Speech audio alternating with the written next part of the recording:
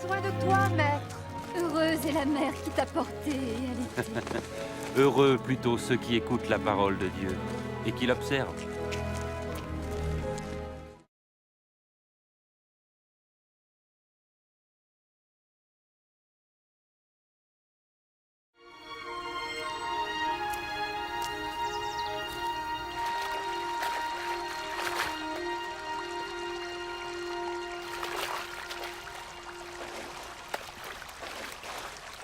Apprends-nous à prier, comme Jean l'a appris à ses disciples.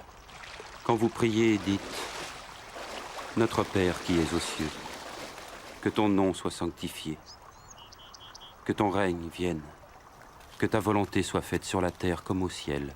Donne-nous chaque jour notre pain quotidien. Pardonne-nous nos offenses, comme nous pardonnons aussi à ceux qui nous ont offensés. Protège-nous contre la tentation et délivre-nous du mal. »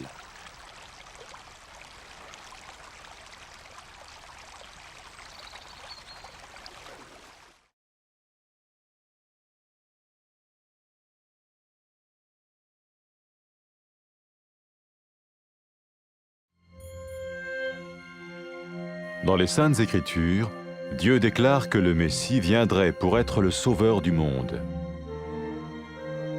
La vie de Jésus prouve qu'il est bien celui dont les prophètes avaient parlé.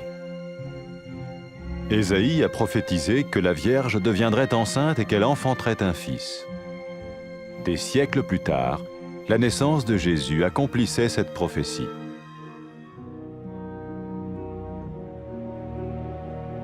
Les Saintes Écritures déclaraient que le saint à naître serait appelé le Fils de Dieu. Cela signifiait que Jésus serait le Fils de Dieu au sens spirituel et non au sens physique. Nous le voyons par sa manière de vivre. Il a guéri des malades, il a pardonné leurs péchés, les a ramenés à Dieu et leur a promis une place dans le royaume éternel de Dieu. Il s'est offert lui-même en sacrifice pour le péché à leur place. Puis il est revenu à la vie, victorieux sur la mort selon le plan de Dieu. Jésus a dit « Personne ne me prend la vie, mais je la donne de ma propre volonté. » La vie de Jésus n'a pas seulement accompli les écrits des prophètes, mais elle a aussi confirmé la vérité de la sainte parole de Dieu. Les prophètes avaient écrit « Ta parole, ô mon Dieu, est parfaite, elle dure à toujours. » Jésus lui-même a dit « Le ciel et la terre disparaîtront, tandis que mes paroles ne disparaîtront jamais. » Jésus est venu pour nous donner la vie dans toute sa plénitude.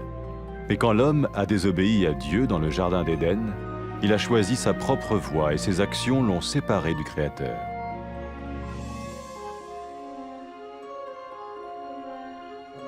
Les Saintes Écritures déclarent que tous ont péché et que le salaire que paye le péché, c'est la mort. Il s'agit de la mort spirituelle, éternelle séparation d'avec Dieu. Mais tout comme Dieu a donné un bélier pour qu'il meure à la place du fils d'Abraham, ainsi il a envoyé Jésus, le Messie, mourir à notre place. Sa vie, sa mort et sa résurrection restaurent la relation entre Dieu et tous ceux qui mettent leur confiance en lui. Maintenant, non seulement Jésus pardonne les péchés de ceux qui le suivent, mais il les sauve aussi du jugement éternel de Dieu. Ils sont sûrs d'aller au paradis et de vivre avec lui pour toujours. C'est cette vie et cette liberté de la culpabilité et du pouvoir du péché que Jésus offre à chacun aujourd'hui. Cela ne veut pas dire suivre une religion, mais choisir d'avoir foi en Jésus qui dit « Je me tiens à la porte et je frappe. Si quelqu'un entend ma voix et ouvre la porte, j'entrerai chez lui. » Cela veut dire se tourner vers Dieu et croire que Jésus vient dans nos vies pardonner nos péchés et nous rendre tels qu'il veut que nous soyons. Il ne suffit pas d'approuver intellectuellement ce qu'il dit, ni de vivre une expérience émotionnelle. Nous le recevons par grâce, au moyen de la foi, par un acte de notre volonté. Lorsque quelqu'un est prêt à suivre Jésus le Messie, il peut lui parler par une simple prière. Peut-être êtes-vous prêt maintenant à ouvrir votre vie à Dieu. Si oui, vous pouvez vous joindre à la prière suivante, silencieusement. dans votre cœur. Seigneur Jésus, j'ai besoin de toi. Merci d'être mort sur la croix pour mes péchés.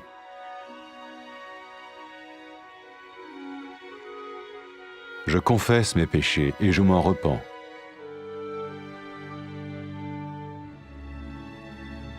Je t'ouvre la porte de ma vie et je te reçois comme mon Sauveur et Seigneur.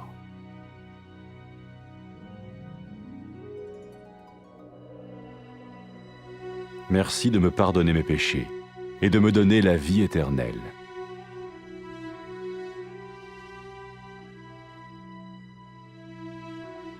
Fais de moi le genre de personne que tu veux que je sois.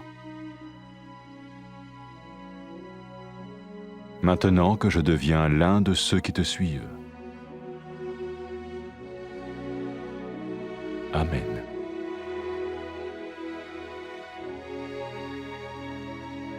Jésus a dit à propos de ses disciples, « Mes brebis écoutent ma voix, je les connais et elles me suivent. » Pour expérimenter la vie en abondance promise par Jésus, ceux qui le suivent parlent à Dieu chaque jour dans la prière et lisent ou écoutent sa parole.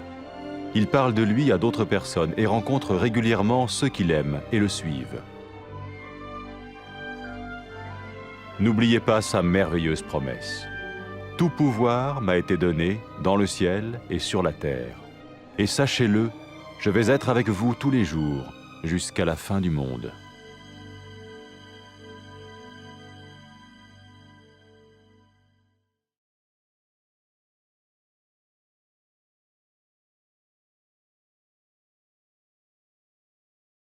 نحن محتاجين ليك. يا بخت أمك الولدتك وربتك. لكن يا بخت الناس اللي بيسمعوا كلام الله وبيعملوا بيه.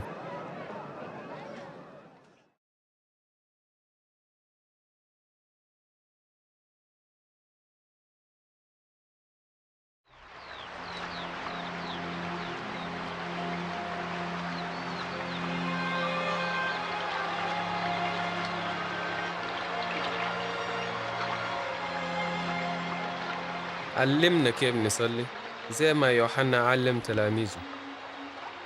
لما تصلوا قولوا أبونا في السماء ليتقدس اسمك يجي ملكوتك زي ما في السماء كمان على الأرض. أدينا أكل كفاية كل يوم. سامحنا على خطايانا زي ما نحن بنسامح الناس اللي بيعملوا لينا بطال. ما تدخلنا في تجربة لكن خلصنا من الشر.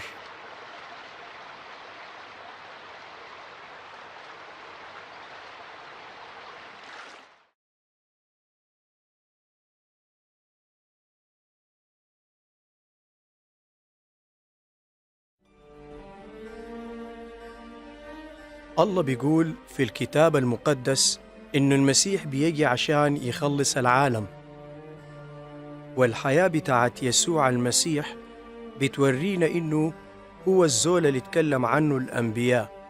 أشعياء اتنبأ وقال العذراء ماشية تحمل وتولد ابنا، وبعد سنين كثيرة تمت ولادة يسوع حسب النبوة. الكتاب المقدس قال كمان إنه القدوس المولود من العذراء اسمه حيكون ابن الله، وكده كان يسوع ابن الله بالمعنى الروحي ما المعنى الجسدي. ونحن شفنا الكلام ده واضح في الطريقة اللي عاش بيها يسوع في حياته على الأرض. شفى العيانين وغفر خطاياهم ورجعهم في علاقة مع الله ووعدهم بالحياة الأبدية، وقدم نفسه ضبيحة عن الخطية، خطية البشر، وقام منتصر على الموت.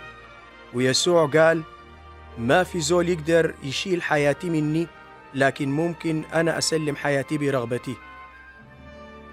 ما بس النبوات اتحققت في يسوع المسيح، لكن أثبتت صحة كلمة الله المقدسة. الأنبياء قالوا كلمة الله ما فيها أي خطأ، وهي كمان أبدية. ويسوع نفسه قال السماء والأرض بينتهوا لكن كلامي ما بينتهي. يسوع جاء عشان يدينا حياة كويسة، لكن الإنسان ما سمع كلام الله لما كان في الجنة ومشى زي ما هو داير، وبالطريقة دي مشى بعيد من ربنا. الكتاب المقدس بيقول إنه الناس كلهم عملوا خطية، وعقوبة الخطية هي الموت، وده موت روحي، يعني الزول انفصل عن الله للأبد. زي ما الله أدى إبراهيم خروف ضبيحة بدل ولده، برضو الله أدانا يسوع عشان يموت بدل مننا. وبحياة يسوع وموته وقيامته الله رجع العلاقة بينه وبين كل زول بيآمن بيه. وبعد ده أي زول ماشي ورا يسوع ما بيغفر له الخطية وبس، لكن بينجيه من حكم الله الأبدي، وعنده مكان مضمون في الفردوس مع الله للأبد. ويسوع ذاته بيقدم لنا الليلة حياة جديدة، ويحررنا من الشعور بالذنب ومن سلطان الخطية. والحياة دي يسوع بيقدمها لكل واحد الليلة. وده ما معناه نحن ماشيين ورا دين معين، لكن علينا أن نختار أن يكون لنا إيمان بيسوع اللي قال أنا واقف في الباب وبدق، لو في زول سمع صوتي وفتح الباب أنا بدخل له. والكلام ده معناه نرجع لله ويكون عندنا إيمان إنه يسوع بيدخل حياتنا ويغفر لنا خطايانا ويخلينا نعيش زي ما هو داير. ما كفاية تقبل الكلام ده بعقلك بس أو بالشعور والعواطف، لكن نقبله بالنعمة بإيماننا بيسوع، وده بيتم بإرادتنا. ولما الزول يكون داير يمشي ورا يسوع يمكن يكون داير يتكلم مع الله عن طريق صلاة بسيطة. احتمال انت داير تسلم حياتك ليسوع. هسا لو انت داير يمكن تشترك معانا في الصلاة الجاية وترددها في قلبك وانت ساكت جملة جملة. يا رب يا يسوع، أنا محتاج ليك. بشكرك لأنك مت على الصليب عشان خطاياي. أنا هسا بعترف بالخطايا بتاعتي وبتوب منها،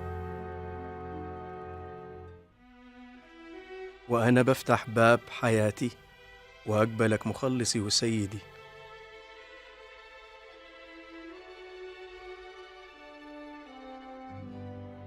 بشكرك عشان أنت غفرت خطاياي واديتني حياة أبدية.